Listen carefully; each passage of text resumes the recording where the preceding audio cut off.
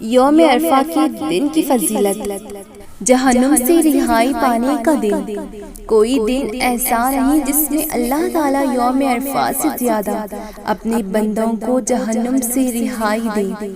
اللہ تعالیٰ ان کے قریب ہو جاتا ہے اور پھر فخر کے طور پر فرشتوں سے پوچھتا ہے کہ ان لوگوں کو میری رحمت اور مغفرت کے سوا اور کیا چاہیے۔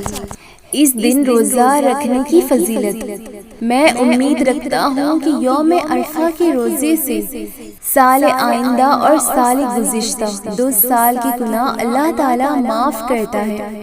اس دن کی سب سے بہترین دعا، سب سے بہتر دعا یوم عرفہ کی دعا ہے، اور میں اور مجھ سے پہلے انبیاء نے جو کہا اس میں یہ دعا بہتر ہے۔ لا الہ الا اللہ وحدہ لا شریک لہ، لہ الملک ولہ الحمد وہو علی کل شیء قدیر۔ اللہ کے سوا کوئی سچا معبود نہیں، وہ اکیلا ہے، اس کا کوئی شریک نہیں، اس کے لیے ساری بادشاہت اور اس کے لیے ہی ساری تعریفیں ہیں، اور وہ ہر چیز پر خوب قدرت رکھنے والا ہے۔